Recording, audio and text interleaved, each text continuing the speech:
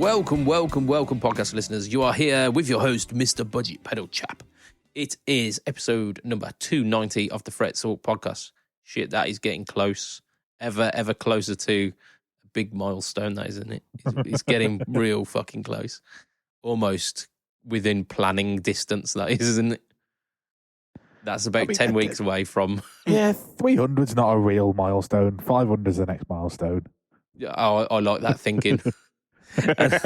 I'm getting ready for the fact that 10 weeks away is again another deadline for my diploma, so I'm not going to be doing any planning for anything. Indeed. Do you know what? I've got the same shit going on the group because we are very close to 100,000, and I'm like, I suppose I should do something for this. Indeed. Right, let me formally introduce you, gentlemen, because you're sneaking in without a proper introduction. We have got Mr. Matt Quine. Say hi, Matt. Hi, Matt. Woo. I feel that we'd probably be strung up if we didn't do the standard hi, Matt, because we had complaints when the Tatty Boy went away for one episode. So yeah, we've got Mr. Matt Quine. We've got, oh my God, it is Lee. That confused me. Indeed. That Lee. really threw me looking off. for Josh. I was like, where the fuck has he gone? Lee, dabba-da-babba-da-babba-da-doo. How you doing? It's been Sorry, a hot I've minute. been away for a little bit. Yeah. Absence makes the heart grow fondue, as they say. Yeah, You I can mean, grow try that again, fondue. but a little bit more Indeed. conviction. That's where you get it from, the fondue. Fondue. Yeah. An absent heart. Oh, I had some really strong cheese today. So we were in you can't get decent cheese over here, right? We were in a shop recently, this like new shop, and we asked them like, do you have any strong cheese? And they gave us this really strong cheese. I was like, fucking hell. I was like, I'm having that. Opened it up today, and it's just like, the smell like made the whole kitchen just smell. My wife's like, oh my God, my patients are going to be able to smell that downstairs. For me, I think that shopkeeper would think this guy's just got Duolingo and that's the only phrase that's come up. Do you sell strong cheese? Wurst. I could actually say that. Fantastic. I don't know if I would be able to continue the conversation on, but I could say that. Yeah, when that's the problem with those Duolingo things is you can start a conversation, but you can't have the conversation. You can just say that one phrase over and over and over again for the rest of the day. Indeed. Yeah. You can basically talk at someone and then walk away. You'd be like the rudest person. Yeah, it keeps telling me that my wife is riding a moose. I'm like, what? Yeah, in which situation? I know exactly which situation this would be useful, but it's not a very likely situation.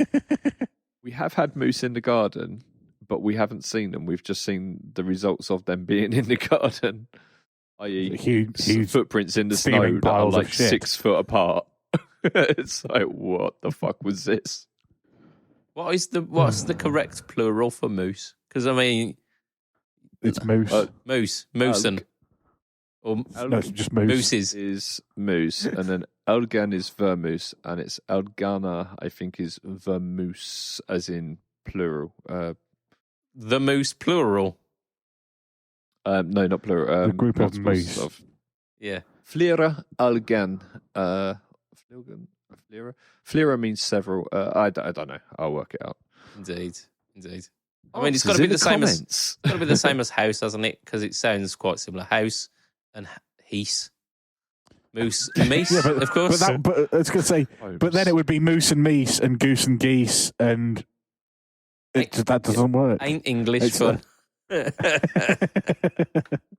it's just because we basically mashed together every language that we stole from everybody else. Yeah.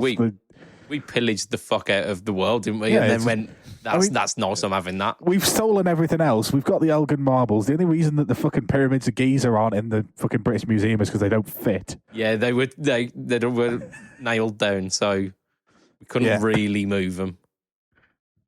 But like we took over the countries surrounding, and I mean, we pretty bastardy, weren't we, for quite a while? Sorry about that, guys. What do you mean for quite a while? Have you seen the state of the That's country at the okay. moment? Since you apologise, everything's back to normal. Fine, not to worry. It's one of those things. What slave trade? Look, we didn't personally have anything to do with it, but our ancestors, pretty fucking bastardry, like full of bastardness. But yes, I've just finished reading Sandman. Did you watch the TV series? I watched the music video. That was Enter Sandman. That was. I assume that was the opening credits. So in Sandman, there's one section where he revisits someone every 100 years. So he gives them eternal life, and he goes and visits them every 100 years, and he does it like when they're a peasant in like the 1000 AD, and then every century he goes back, and in one century he visits him, and he goes, "Oh, you would not believe how much money I've been making. We've just gone over to this country and we're just taking these people and we're selling them to everyone." It's like, yeah, that's not good. Yeah, that's not cool, guys. Like, yeah, the next time he visits him, he's like, yeah, that didn't really work out. Yeah, the world weren't a fan of that. Yeah, no. not nice. Yeah, the whole slave thing, really not cool. So even though we weren't like directly part of it, I'm sorry. This is a podcast. This is a podcast about guitars, not the sullied history of the British Empire. Because we'd probably be on more than 290 episodes if that were the case. There's a lot, a lot of history to go through, isn't there? Do you remember the British Empire? Yes, I do. But podcast, guitars. Let's talk guitars. Lee, you've been off for a long, long while. Please don't tell me that you've just been watching old reruns of fucking Rimmer from Red Dwarf. I have actually been watching Red Dwarf. I have fuck's been sake. watching Red Dwarf. Tell us something guitar-y. Like, just, you've done things that involve guitars, right? Yeah, I've done quite a lot. I'll get the normal news out of the way. I released a couple of videos. One was of the SL2 slicer. So that's before you buy on the SL2 slicer. So if you're thinking about that, wondering if it's up for you, go and check it out. Yeah, and considerably less shit than I thought it would be. Because from the description, I thought it would be techno sounds in a guitar. But there's actually some really nice tremolo, like subtle tremolo modes in there as well. I mean, every time nobody is buying a slicer for a subtle tremolo sound. I'm sorry, but nobody's buying a slicer for the subtle tremolo sounds in it. They're buying a 20 quid tremolo for that. Yeah, the Moore helicopter. You can do harsh tremolo sounds in it as well.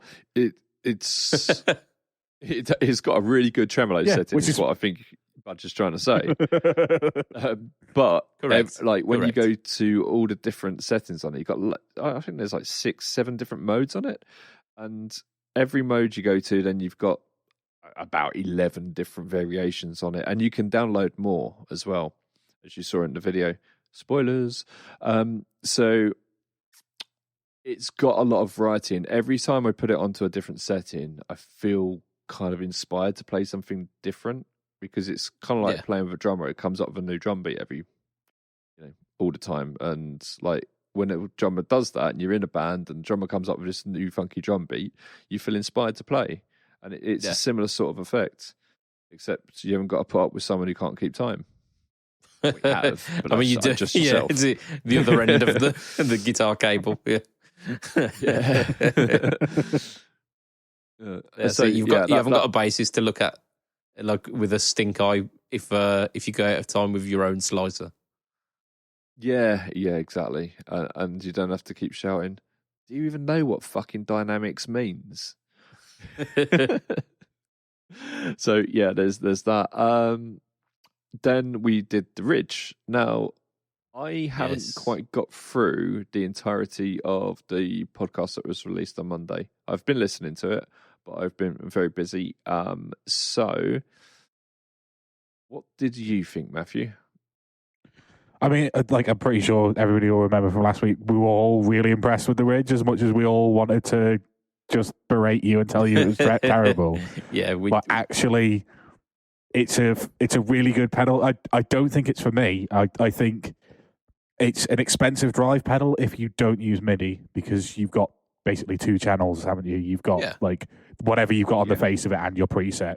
If you've got MIDI and can open up like 128 presets, and you don't want to have, say, a Helix or a Quad Cortex or a GT 1000 or the Core or the Stomp, and you want a lot of options on a couple of foot switches, and you've got a MIDI controller and, say, like a plethora or something that you are using your MIDI with, this is a fantastic option to open up a lot of different drive sounds to you at the touch of a couple of buttons. It's just, that's what it's for me. And it, like I say, it does lots of drive sounds very, very well, but I wouldn't use it to its potential. I mean, I'm gonna interject a little bit there, because they're about £270-ish, I think, for a dual drive. That's not a bad price. So if you were using it as it's not a dual drive, because you can't stack them. It's just got a preset and a manual. It's a 2-channel dual drive. Yeah, but it's like 2 channel. So so a 2-channel drive pedal. That's not a terrible price. It's not a terrible price, but I understand what you mean. Is that you have in the back of your mind that actually there's potential for hundreds of different settings on this drive, and I'm only using 2 of them. You kind of feel like you're shortchanging the pedal a little bit there, and you could buy 2 separate drives and get like potentially more of what you're after, like a very specific 2 drive sounds rather than like a blanket of all of the different drives. But I'd very much have liked to have seen 5 presets on it. I think that would have off on the top, like a bit like Eventide do, 5-6 presets off the top panel, and you're laughing. They've only got 2 foot switches as well, so they could use the same system. Yeah, have both down, getting you into a bank mode, and you just go up and down. Yeah, I mean they could have done that. And the other thing I was really impressed by actually was the clarity in the high gain sounds. Yes, like it was so clear. Like the high gain sounds were gainy, but you didn't get muddy. They didn't get lost. They didn't sound like they would get lost in a mix. Whereas a lot of high gain, you start to think, if I put this in a band mix, it's going to sit somewhere between the bassist and the floor. Yeah. So yesterday I had a singer over to talk about maybe putting a new band together. If that goes any further, we'll talk about it more in the future. But I used it to tune my drive tone to work with his voice, and that's exactly what I was saying in the video, which is, yes, it can sound like your Tube Screamer, it can sound like your Klon, it can sound like any pedal you want it to sound like, but where I think its real value lays is in getting a drive tone that works within your band context. And I think that's the beauty of it. Yeah, it does all of those kind of cornerstones of the drive market, but it also does all of the in-between as well. So you can get some really unique and different sounds from this one pedal. Yeah. And we like, the same as Matt, I was kind of hoping that it sucked and that we could rip the absolute piss out of you for it. But it didn't. It was really good. And I found myself gravitating towards the high gain sounds as well, because they were just so clear. Like the EQ as well. There's a what now? The boost section of it, which is like when you got the mood all the way to the left, in the very first section, the boost section is really good, like really, really good. It's very nice. So yeah, I'm totally in love with it. Spoilers for the video, but I am absolutely like, I you were saying like it's got all them in between tones. You know the idea of like you got the infinite monkey cage where if you put monkeys with typewriters all together and they're just hitting the keys, they'll eventually write every book that can ever be written. Not only every book that has been written, but every book that could ever be written. It's kind of the same idea, isn't it? Every drive tone that can be made, every drive pedal that can be made is probably in there somewhere, more or less. I mean, there was one caveat, which was the fuzz tones. We're not very fuzzy. Yeah, it's not really a fuzz though, is it? Yeah. No, but I mean, the guy did say if you turn it all the way up, you'll get fuzz-like tones, and I couldn't get a fuzz-like tone out of it. Yeah, it weren't fuzz-like. It was something, it just weren't fuzz. Yeah. Also, can I ask you a question? Is the monkey cage infinite in all directions or just one direction? Because if it's a very short, but infinitely wide, the monkeys are dead and therefore they can't type. This is... it's still an infinite monkey cage, but they're dead monkeys. So they're how not do the typing monkeys anything write on the works of Shakespeare if they're in a small... No, Schrodinger didn't really put a cat in a box, didn't you? I mean, he should have done. It would have been funny, but no, I know he didn't. So, so many people miss a vital part of that as well, which is like the cat is in there with an isotope. So many people can miss that point. There's supposed to be an isotope in that box. I'm pretty sure in his version, actually, it was a vial of poison. Yeah. Yeah, the isotope is the... Yeah, but yeah. Also, it's Erwin Schrödinger, massive nonce. Like, was he? Was he actually? Super massive nonce. So I didn't know that. God. So let's just call it the cat experiment. The box. Yeah, the cat box experiment. Yeah. Maybe again, not. Newton was an absolute not nonce, not that bad, but he was Newton was not a virgin. Nice person. Yeah, he died a virgin probably because he was not a nice person. He was a really, really horrible person to people all the time. Yeah, maybe he was autistic. You know, he was very clever, so he was probably autistic and just didn't know how to. Yeah, the diagnostic people, but understood the universe. Yeah. I mean, if we want terrible people, they don't diagnose Asperger's in the they don't diagnose Asperger's in the UK anymore because Dr. Asperger basically used his diagnosis to separate out the useful to the Nazi autistics and the non-useful autistics, and send the non-useful autistics, which he didn't give his name Asperger's syndrome to the gulags to be just gassed. And he would then pull out the ones with Asperger's so that they could be useful to the Nazis. So they don't diagnose with Asperger's anymore because the name has quite bad connotations. So, yeah, a lot of these famous people are quite bad people. Oh, yeah. Like, science is riddled with some pretty fucking terrible people. Science, questionable morals. Yeah. I mean, it's part of the moral quandary behind listening to anything prior to 2000s, isn't it? And to be fair, that's only because we haven't unearthed the absolute heinous shit that's going on today from the modern artists. I mean, I think they are probably a little bit too scared to do anything, even if they have got that sort of inclination, because they will get found out because of the modern age that we live in. Drake, Chris I don't Brown. know anything about him. Ian Watkins. I was thinking about modern. I mean, he fully got it, didn't he? But Watkins. But yeah, there are many. Oh right, yeah. But that was before the era we're talking about. Now we've had the Me Too movement and stuff. Yeah, but we've had Me Too, and people were saying, "Hang on a minute, this shit is not good, and you cannot get away with it anymore." Yeah, mid-2000s, people were still being... Right, we need an amuse-bouche here. We need an amuse-bouche of topic. Lee, tell us about your MIDI board. Please. Well, right, I'm just going to Google the guy who invented MIDI. Oh dear. Just to check.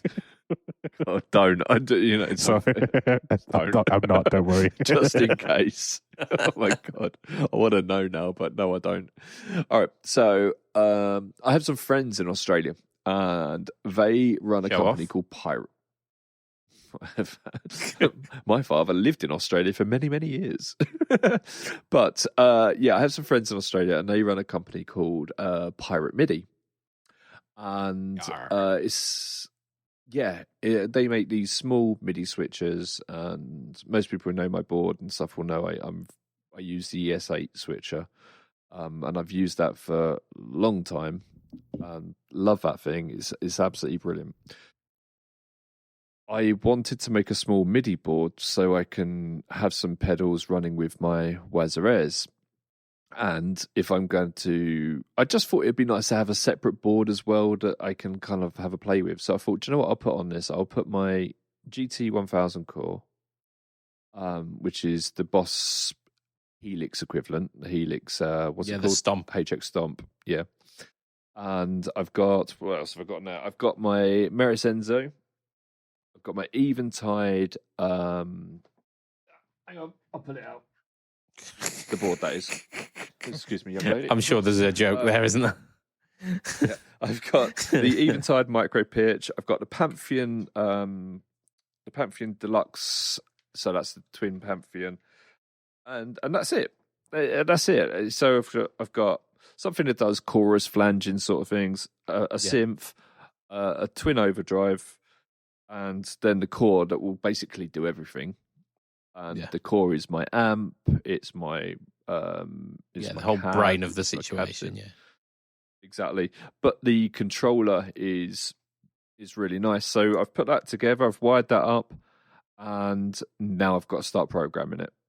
So I haven't got that far, but as I do, I'll keep you updated on that. But it does mean that I have taken the core off of my main board.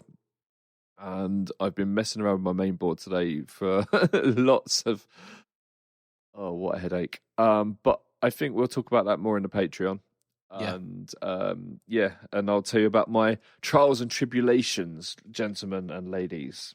Indeed. And as if there's any ladies listening to us. We make a show that's very much in a male-dominated area and fill it full of dick jokes. I think even if there were any women slightly interested, they turned off long ago. Indeed. I hate that. I really do. I hate it being a sausage fest. But I want to know, okay, if you are a lady and you are listening to this, please just let us know in the group that we do have lady listeners, and maybe we'll tidy up our manners a little bit. We won't know, but we will appreciate knowing. Of course. I have some very big news I would like to disclose with the listeners. Would now be a good time to do that? Tell us, Lee, what is this big news? Well, I've been very, very lucky. I've been friends with a particular guitar company for many years, and last year I borrowed a guitar from my friends over at Timepedia, and just to see how I felt about it, just to have a play around with it. I was going to borrow a 7-string because remember I wanted to get a 7-string. I didn't have one. That's still probably for the best. I do want one, but I ended up borrowing a 6-string. And I just wanted to see how I felt about it, and I absolutely fell in love with it. And people who've been listening constantly, they'll know exactly what guitar I'm talking about. Yeah. Anyway, I had to give it back, so I turned around to the company themselves and said, "Look, if I was to just use your guitar for my videos, would you be happy in sponsoring me with a guitar?" And lucky enough, because I've worked with them for quite a few years through Timepedia, I set up everything with them. They were happy to do that with me. So now I am the proud owner and extremely proud to be sponsored by Strandberg. Woo, woo, woo. They're just brilliant. Yeah.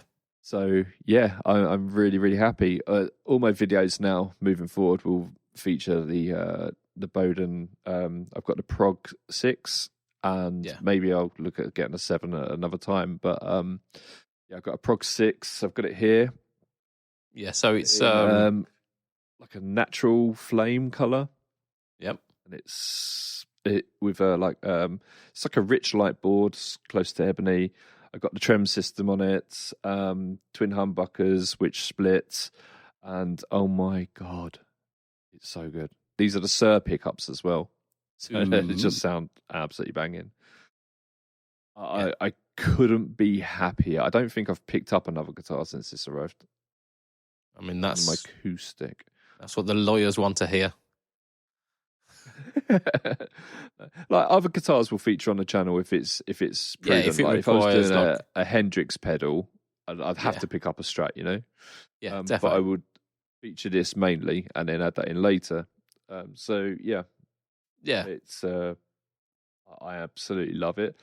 It's stainless steel frets as they all are, so it's quite plinky, but only a little bit more. It just sounds like you've got fresh strings on all the time, which it actually that's not bad. does. So yeah, and that added like vibrance as well. It helps, doesn't it? Like fresh strings help you kind of punch through in a mix a bit better. Yeah, absolutely. And I'm all over this like butter when I'm playing as well. Like there's things that I've been noticing again since having it, because there's been a bit of a gap between now and when I had the last one. Yeah. Such as like when you play guitar, the 12th fret always feels like it's up pretty close to the body. And when you get up to the 12th fret, you're starting to get towards the end of the fretboard sort of feel. Do you know what I mean? You're up towards that last third of the fretboard. On this, the 12th fret feels like it's bang in the middle of the guitar. So you look where the 12th fret is there. It really does feel like it's in more towards the middle of the guitar rather than up around here. So it's a very interesting feel on that, because like where the 5th fret is feels like where the 7th fret is feels like where the 5th fret would be. But your fingers go to the right place. It just because you got the 24 frets and like really like tons and tons of access to all the frets. Like the cutaway goes past the 24th fret. So it's pretty mental. Yeah. Because most guitars on the 24th fret, you kind of like stretching your hand like over like here, aren't you? So it's that's really, really cool. The tone and the volume, they are different. They're like, when you play one a affects pedal volume and one affects tone, those, yeah. So when you play a pedal and they've all got different feeling sort of knobs on them, and when you turn them, some have got a little bit more resistance in. They feel like they're like maybe like lubricated in a different way. Sure.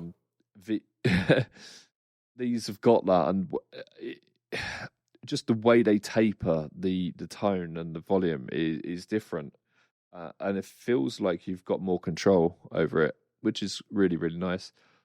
The tremolo works; it keeps you in tune, and it's so good. Like most of my trems are set up well, but this is just unbelievable. It just works so well. The design that's gone into it is just unbelievable. Very, I mean, cool. Like whatever you accuse the Strandbergs of, like thoughtless design is definitely not one of them, is it? No, that's kind of what he's done. Everything about the Strandberg it's not designed to look like that because he's scribbled on a bit of paper and gone, okay, that's a pretty shape, I'm going to do it. Everything about it is designed to be in a certain way. Like the bottom cut out towards the end of the body, this one is designed to sit on your leg, so when you're playing it almost classical style, isn't it? That like that. Yeah, exactly. And I never played guitar like that, but now I do quite a lot because it's just comfortable to sit down like that. Yeah. And so that's what I cut out's for, and it's perfect. The belly cut is just like bang on point, so it feels like it's really close to your body without being uncomfortable. Yeah, design is just it's very like superbly intentional. Yeah. Yeah, I think that's the word for it, isn't it?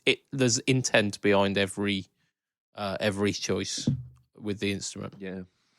And this is the NX6 as well, so it's a new one. So it's got a better carve on the for better access where the neck meets the body. That's cool. Really quite nice. Yeah, just even just look at the where you plug the guitar in. Yes, yeah, so recessed into the almost where the control cavity is. Yeah, but it's like in a recess. Control cavity, but it's moved back out of the way. Yeah, it's just very, very clever. Like Ola is just he's a genius. He's taken the guitar and gone, okay, what do we have on here because that's all we knew at the time, and what have we got on here because we're basing a guitar off of classical guitars, so we've got headstock being up there. Well, why does it need to be up there? Let's see if we can move it down here, and then we get better tuning, stability, and the strings have less winds on them and stuff like that. It's lots of clever stuff, and obviously you've got the really strange neck profile as well, where it's like a trapeze, and it changes. Yeah. So that is just something I forget about, and when I pick up another guitar, an acoustic or something, I'm like, oh, hang on, this feels different now. So this is becoming my new norm. Yeah, it's really cool. Congratulations on that! It's fantastic news. Yeah, thank you very much, man. I'll be making a big announcement about it this week, and then obviously the podcast will come up after that. So you might have even seen this already. But yeah, I am over the moon to be sponsored by Strandberg. Very nice, very nice. Right, we've got some more what we've been up to. We've almost done half of the podcast already, so this is faring well because the news is pretty dry this week. Matt, what we've been up to this week? I would love to say that I've been sponsored by a company, but I restrang my Nick Schecter because I needed restringing and played a bit of blues. So very boring, very nothing. Not really done anything at all. Did you spend 70 odd quid on strings though? No, that was Josh.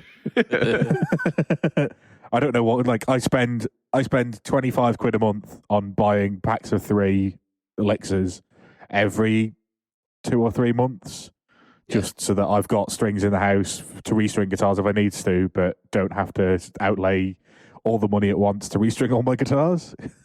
Yeah, we really need to be sponsored by a string company, don't we? I actually know Rotor Sound, the owner of Rotor Sound. Yeah, so I'd love Rotor Sound. Budge pointed out to me at the thing what he thought was coated strings. They're not coated strings. They're just special magnetic compound strings, and they're still not coated. And I'm not buying them. There were coated ones. No, not for the electric guitar, acoustic guitar, and bass only. What for Roto? From Roto, I was on their website, literally on their website, looking for strings for coated strings. Those ones says. I mean, they did have that stupid mag. Yeah. Thingy. But underneath that, they had coated. Were they acoustic? They're not coated. They're just made of a special alloy that they've created, and they're magnetic. Those were different packs. I don't know. I literally trawled their entire website, and there's nothing on there that says coated. I can't find them on Amazon. I can't find them on any of the GAC or Andertons or anywhere like that stock them. So it might have been acoustic strings, but it definitely said coated. Yeah, they've got acoustic coated and they've got bass coated, but they've got no electric guitar coated strings. So I'm still gonna have to stick with Elixir. Poor form. Yeah, because I'd love to play rotos, and I've got used to Elixirs at the moment because they last for ages.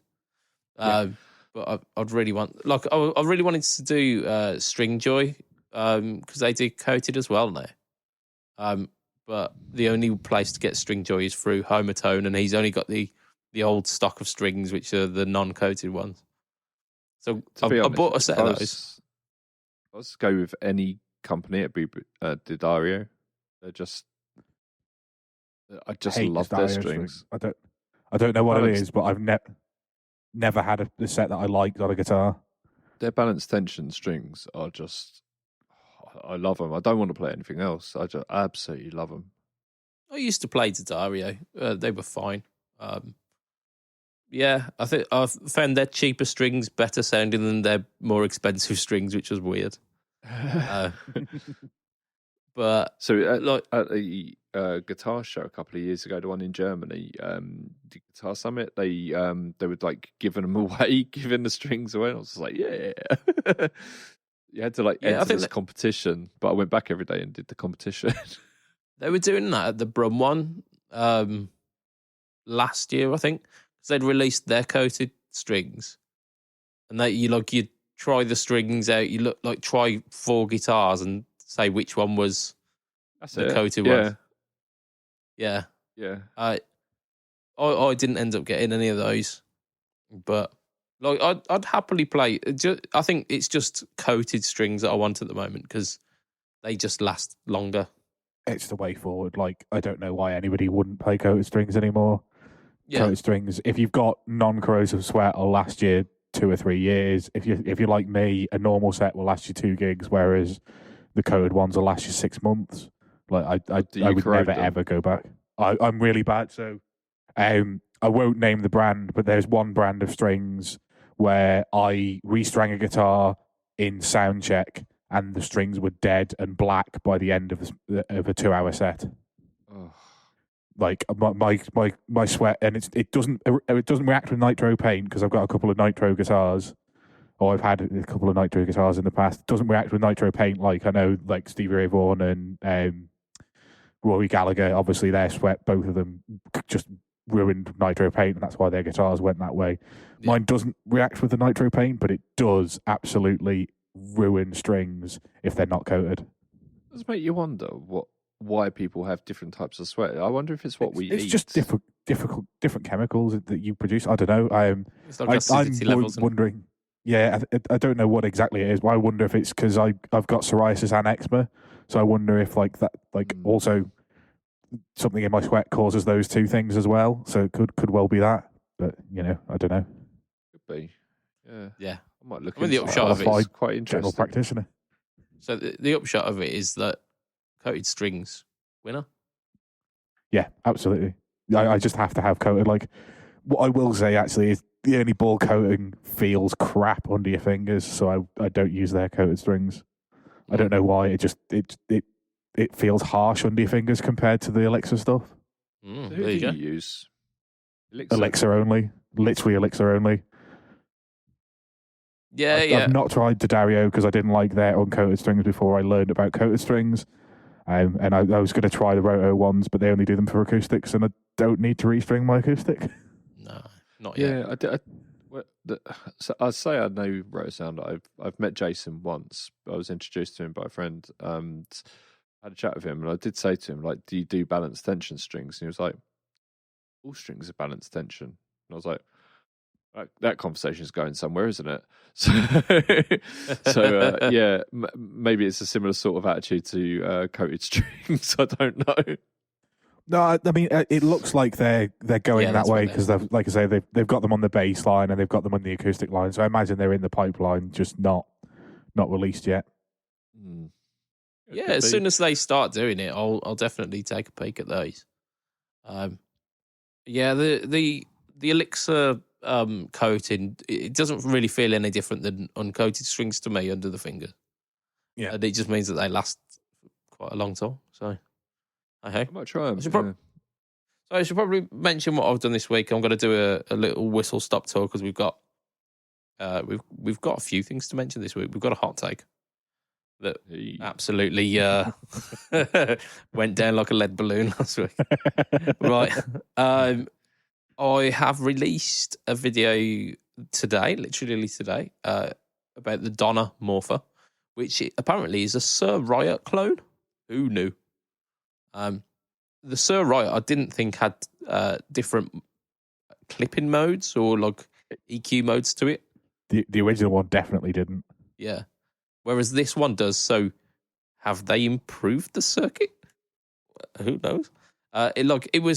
It was something that I had very, very low expectations for because it was like basically a cheap distortion pedal.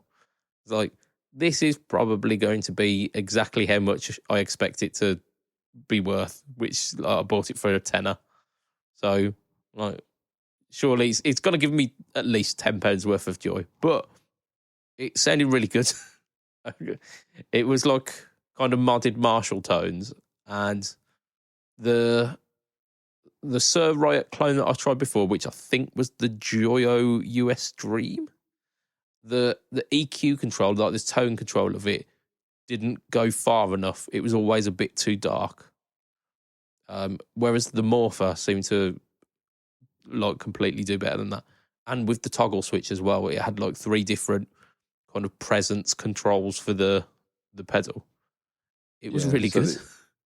The Riot Reloaded and the Mini have the freeway toggle switch, which is called Voice. Yeah, I mean that would make sense. It was. I think the modes were like tight, natural, and classic, or something like that, which doesn't really mean a great deal. Like one was considerably more quite a few things, couldn't it? yeah. Like it's all very generic buzzwords guitar, isn't it? But like there was one that was like more compressed in the mid range, which I think was the tight mode, and then I think the natural one had a lot more bass response to it and was a bit thicker sounding. So like it was what it was, but like I really enjoyed it. I was not expecting a lot, and it gave me some fantastic stuff from it. I also recorded one which... Remember, it got a lot of love for maybe about 2-3 years. People were talking about it quite a lot. Yeah. I mean, it's like the video at the moment, it's only just been out, and it's doing all right. It's doing all right. But we'll see. It might feature in a No Talk or Tone versus sometime soon. But we should mention that Josh just dropped a video as well. If you've got a Quad Cortex, go check it out, because it's an interesting little anecdote on the QC.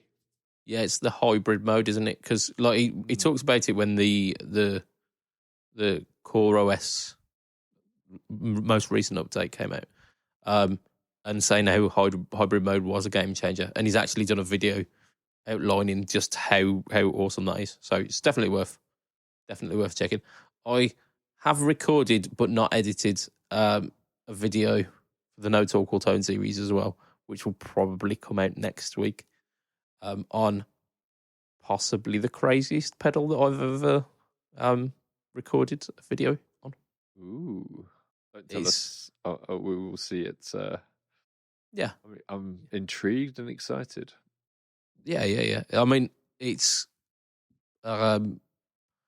To coin the phrase from a certain US rap guy, madder than a fish with jiggy titties. With it.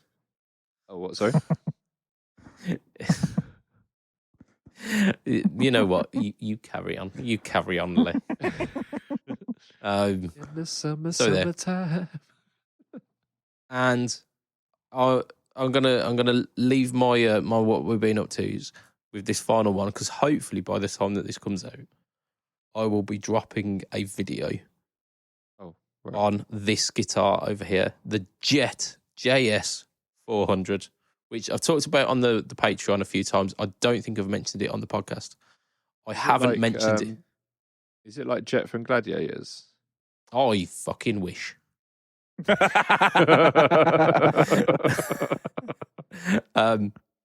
No, it's an HSS strap with a roasted maple neck. Yeah, I mean, like, I'll talk more about it. Watch the video, definitely watch the video. I've put loads and loads of effort into it, and I think it comes across really well. I'm still just putting the finishing touches on at the moment, but it should be out by this week. I'm not going to mention any more about it. You just go watch the video. Go watch it. Go. But not yet. Stay. Yeah. No, not right now. You're driving. Pull over. Then watch it. And then Stuart Tate's like, but I have a Tesla and it has a big screen in the middle. I mean, surely if you've bought the guitar, if you bought the car that can do that, just go ahead, do it. Put it on auto drive mode, which I assume is the thing. All of the podcasts and the Patreon first. You can only listen to the Patreon if you pay $2 a month at Fret Talk Patreon.org. I mean, try it. See what happens. That was the worst plugging attempt I've ever heard from any podcast ever. And I've heard some terrible attempts at plugging their own shit. Indeed. Patreon.com/FretTalk. That's the your, real your Patreon more than you are, man. Indeed. I always do at the end. Right, we've got a hot take. So last week's hot take was Matt. Matt, I think, was probably high or in some form of like illness-induced I stand by every word I say. I stand by every word I said. Okay, Foo Fighters and the Arctic Monkeys are more influential to guitar than Led Zeppelin, and 75% of the people said, "Are you high?" And I say to those 75% of people who want to be Jimmy Page, somebody should check your hard drives. Indeed. Indeed. Right. Oh dear. If you don't agree with me, you are a paedophile. Just in case there was any mystery behind that comment at all. Matt. Thank you, Lee, for translating. Right, so it don't work like that. Well, it does. If you say I want to be Jimmy Page, somebody should check your hard drive. Yeah. I mean, oh my God. I mean, we were talking earlier about Aerosmith and how much you really like Aerosmith. And like Joe Perry is directly influenced to a huge degree by Jimmy Page. I mean, yeah, I'm not saying... We were saying how good Slash was. I mean, I'm not saying that I actually believed anything that I said, but I am saying that I do believe everything that I said. Right.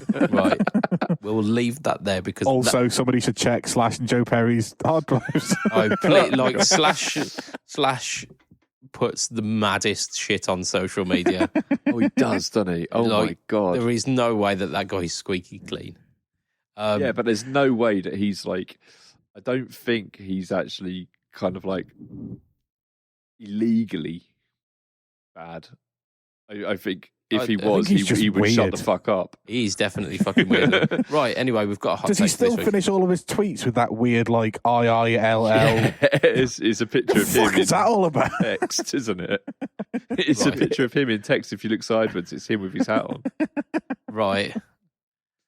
So, this week's hot take. John Frusciante is not a guitar hero. John Frusciante is not a guitar hero. Discuss. I mean, that's a really, really interesting opinion, I guess. Bollocks. Yeah, like, again, I would say probably had more influence on keeping younger people playing the guitar than Jimmy Page. I mean, okay, let's put it this way. He's got a career spanning like 30 odd years, right? And he's had quite a number of number one hits, and lots of people really like him who also play guitar and cite him as an influence. So, therefore, he is by definition a guitar hero. Case closed. Done. Let's move on. No. How can you argue that? You can't argue that. He plays funky riffs. He plays good rock riffs. He writes funky riffs. He writes fairly good rock riffs. He writes simple riffs and complex riffs. Like, what more do you want this man to do? I mean, his soloing in certain songs is an acquired taste, shall we say? But I don't think that modern music. I don't think that if you wrote a song in the last 35 years, if you put a Hendrix-style solo in it, it will sell. And he is in a band that is definitely out there to sell as many records as it possibly can, as opposed to write the best music. I mean, but I don't think that makes him a worse guitarist for that. He's found the genre of music that sells to the people that buy that style of music, and has... John Mayer has disproven your theory there because he hasn't, because no cunt outside the US listens to John Mayer unless they're 15-year-old boys or people living in their bedrooms who are obsessed with blues music. But, I mean, 50-year-old guys listen to John Mayer, but and like mums, not in the UK. a lot of they don't. mums listen to him. In America, like John Mayer has done Puppies. considerably well, but one like his like massive breakout album it actually featured a Hendrix song on it, which it was had a Cream song. Pardon? It was a Cream song, wasn't it? No, he did Axis Bold as Love.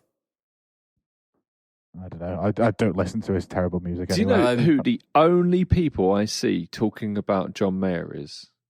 Is it YouTubers. It's the only people I see talking about it. People on podcasts and people on YouTube. I don't see anyone else talking about him. I mean, he manages to sell out stadiums, so Yeah, even to if people mums. aren't talking about him, So do the he's Spice still- Girls. So what do you consider his breakout album in the UK, by the way? Continuum, I would have thought. Reached 46 in the UK. Didn't even hit the top 20 albums. I didn't necessarily mean it was the UK, but like that was the Yeah, one it that, was his biggest one in the US. yeah. But like it took him till 2012 to hit the top 10 in the UK albums charts. Like he was a nobody until he Still started is. playing. Until he mean, yeah. started YouTuber. becoming a somebody. Well, no, in fact, I think he was a nobody right up until he started dating Taylor Swift and she started writing songs about her in the UK. By the Mate, looks he of doesn't it. even play a Strandberg. No, you're correct. He doesn't. But yeah, we're moving away from the fact that John Frusciante is absolutely an influence to younger people and therefore is a guitar hero. How many number ones has John Frusciante Being an had? influence and being a guitar hero, not necessarily the same thing. Matt, have a Thing look. is- How many number ones has the Chili's had? Because all the Chili's number ones, I think, have been with John. Maybe Yeah, I not think it's 3. I don't think Airplane was. No, Airplane wasn't, but I don't know if that was a number one.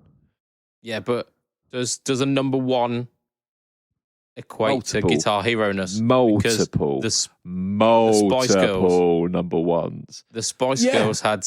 All right, okay, yeah. All right, take the Spice Had Girls. If multiple one of them was a number ones. fucking guitarist, then that guitarist would be an iconic guitarist.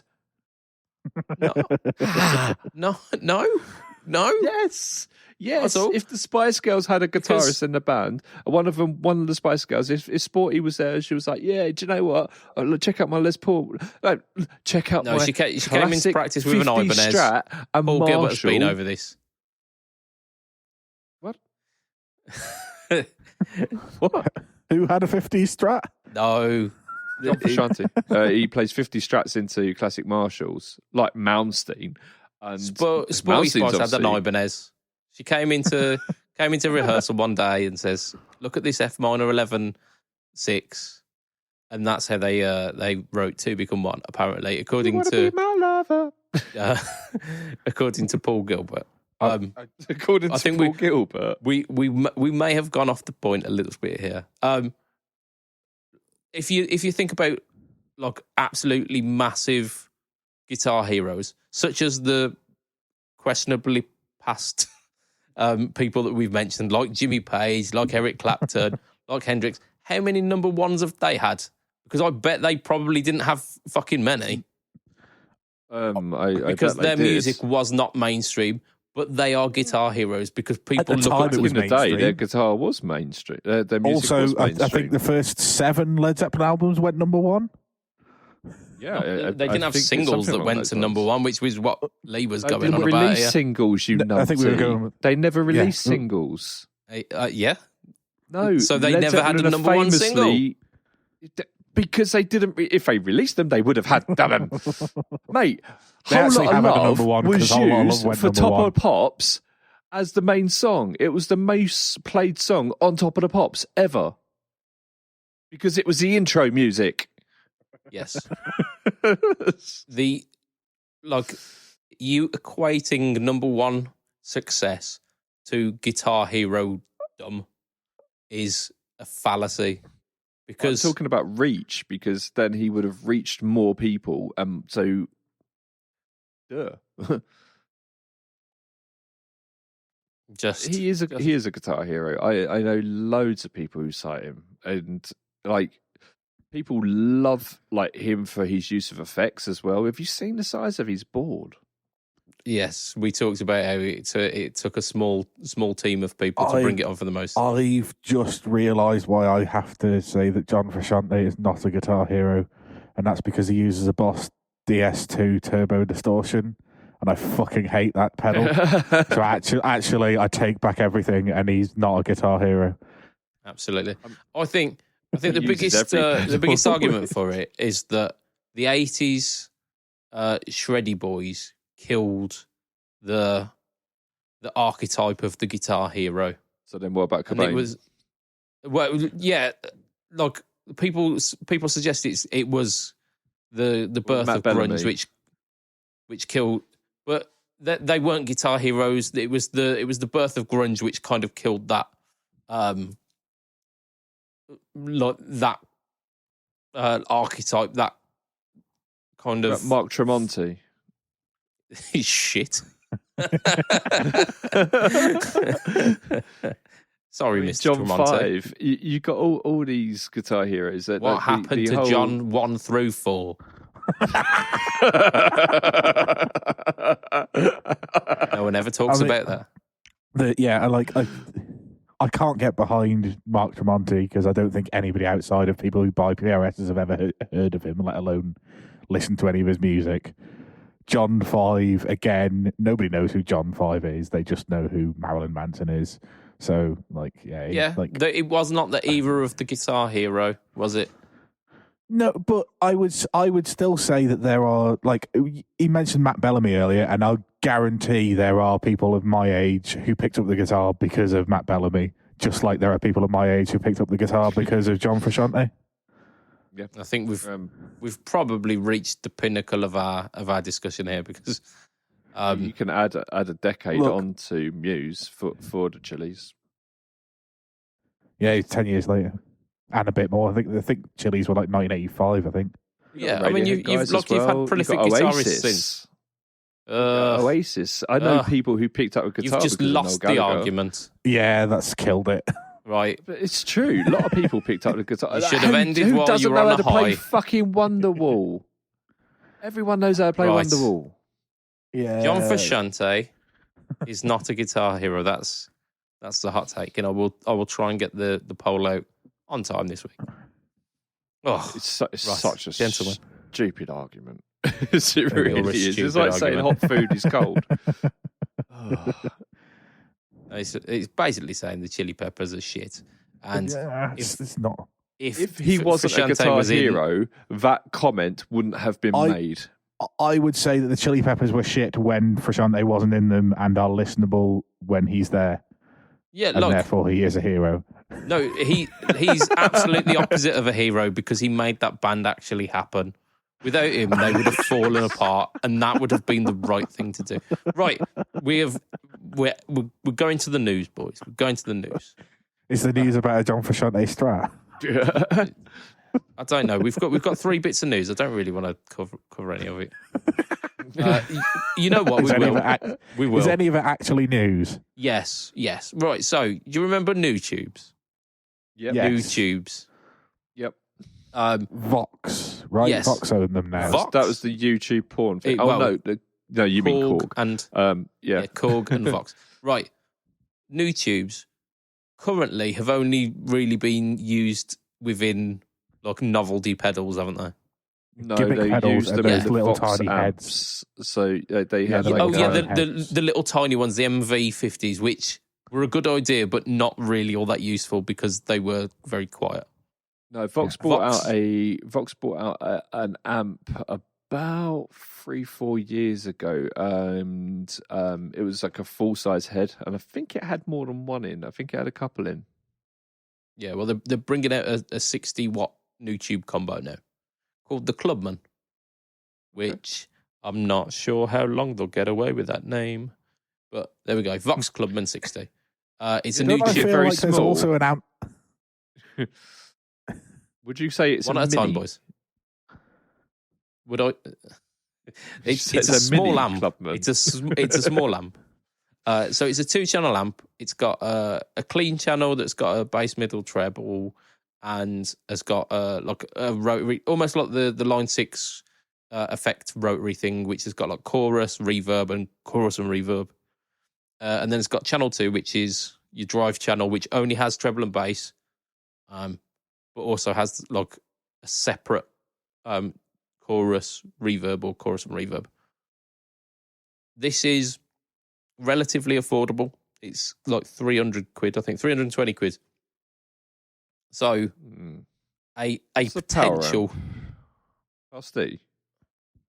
I would assume so. Well, it's. I assume it's powered by these new tubes, isn't it? No, that's preamp. The new tube is preamp. Will it not be able to be used power amp wise as well? No, no, it's very low power. But the HT5s use 12AX7s as their power section, don't they?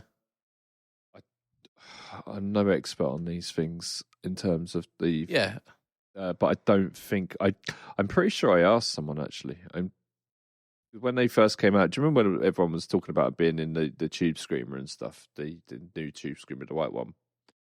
And, I was talking 2 months later, no one cared. Yeah, got that on Tonepedia as well. But I don't think they can. I don't think they can be used as power amps. Okay, but like, even if it's only adding a little bit of flavour to the circuit, it's doing something with the new tubes that isn't just novelty pedal, which is quite nice. So, like, potential for it to be a studio tool or maybe like small club gigging tool. So, yeah, I think it's pretty cool. It's like a nice introduction into the world of like new tubes within amps, like or within like new tubes being within amps that are more than just kind of your home recording amps, which I think the MV50s were kind of aimed at, weren't they? Yeah, and I'm more likely to look at this one in a guitar shop than, say, a 12-watt solid-state amp that costs more than your fucking house, which their competitors are releasing. Yeah. Yes. Yeah. You need to come with a fucking American Strat for that price, Fender, or stop selling it. Yeah, I mean, I agree. I think they've done a sensible thing with it, because if they would have come out with like the new tube AC30 and released that for like, I don't know, 1,200 quid, but it's instead of powered by valves, it's powered by new tubes, people would be rightly so quite skeptical. When do you think the new tube was announced? What year? Like 2005 or something like that, maybe. I was going to say, it's really old technology that they only started putting in. It's I reckon it's like mid-90s or even mid-80s. No, it's really old. 2015.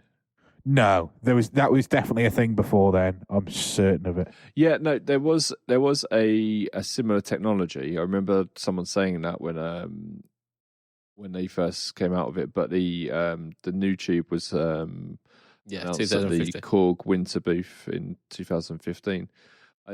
I'm just trying to get my head around this, because this is a new tube guitar amp system. It's just 60-watt output, guitar head and cabinet setup that I'm looking at. It's not the one you're talking about. Fantastic.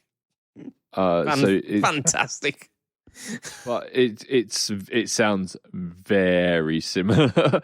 Yeah. But the wording on here is, in addition to the new tube, the power amp combines a valve reactor circuit.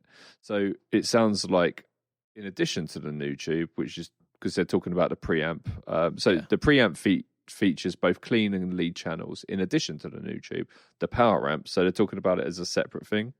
They're not doing that with this new one. There's no, like, even on Toman, who normally like, say, Class D power or solid state power amp or whatever. Yeah, there's no separation. It's definitely the power amp in these, in this new in the Clubman. So that's really cool. I'd be interested to hear what happens with them. They might end up being like a new little cult classic, like the PV Bandits and stuff like that. That'd be really cool if that was the case. And it might pave the way. Like if these become a little bit popular, it might pave the way for like a wave of serious new tube amps. Yeah, it might do. Like I'm looking at it, and it'll be interesting to see what it hears like. Hear what it sounds like. Hears like.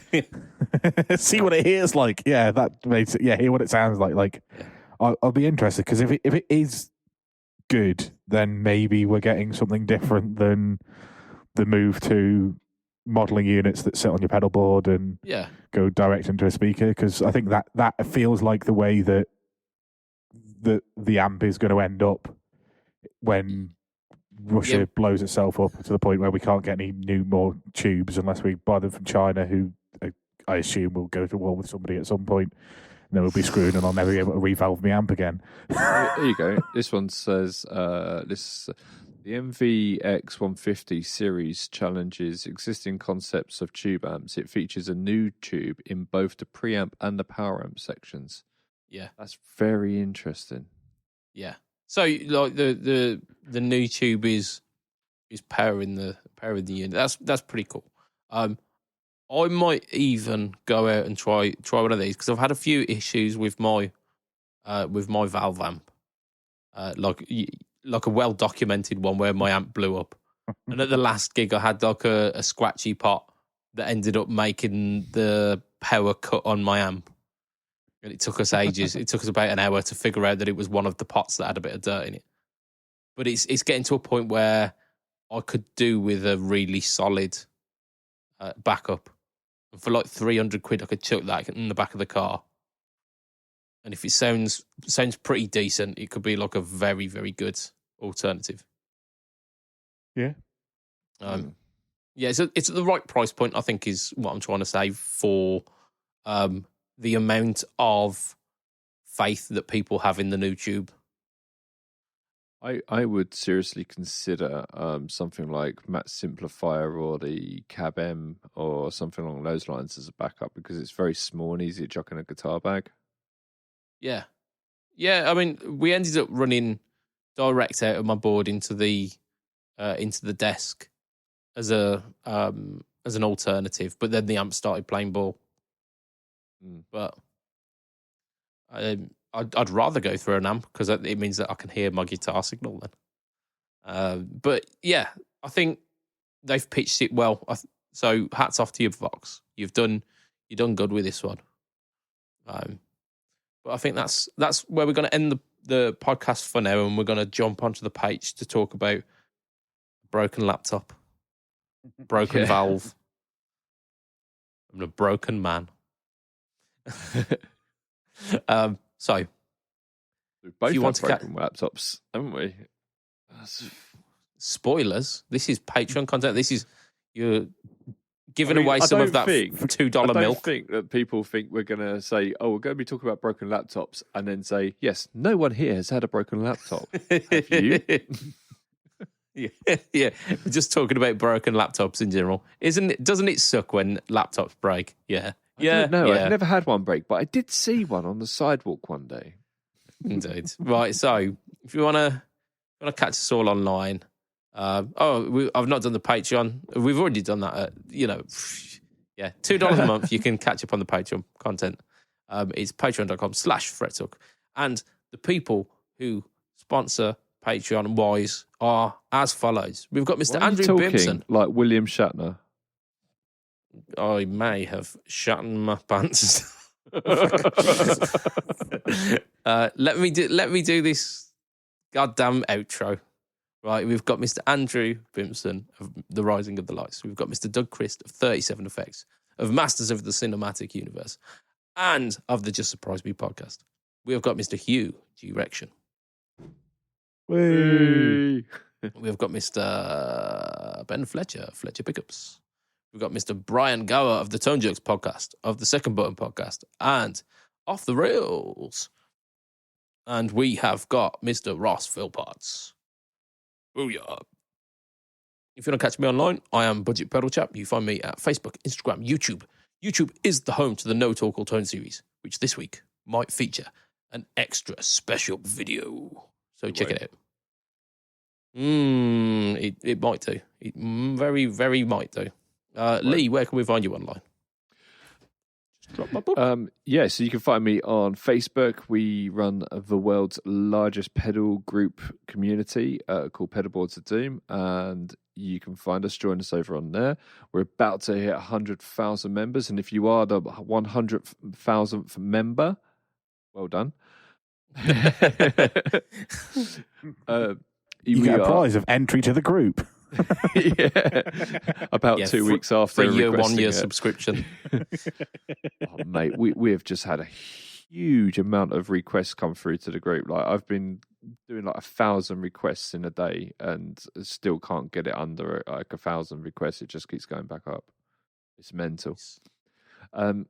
So yeah, you can find us on Instagram, TikTok, YouTube is the home to the Pedalboards of Doom YouTube channel. Trying to steal my outro. Yeah, man. Where you can find myself, you can find Budge, you can find Josh, you can find Mikey with his hands. The rest of us don't have hands. He does have hands, Mikey. He does. Doesn't have anything else. He's the only one with hands, but he doesn't have anything else. He's like Rayman. Just a floating pair of hands. Rayman, as in the game, not Rain Man, as in the film. Let's be fair. Well, everyone loves Rayman. The incredibly terrible 90s sitcom. Fucking hated I think that. it was 2000s, actually, wasn't it? Was it? Oh, I think so. it looks like it was filmed in the 90s. Yeah. So yeah, that's where you can find us, and go and check out our YouTube channel and subscribe to it because we want to show you what we do. Indeed. Matt, where can we find you? You can find me at Twitter and Twinstagram at heel_MattQ. Yeah, we can. Yeah. So, from myself, Mr. Budget Pedal Chap, from Lee and from Mr. Matt Quine. Say bye, Matt. Bye, Matt. Hey, it will be a tatty bye and good night for this week. All right, Bye, everyone. Bye. Bye, everybody. Bye.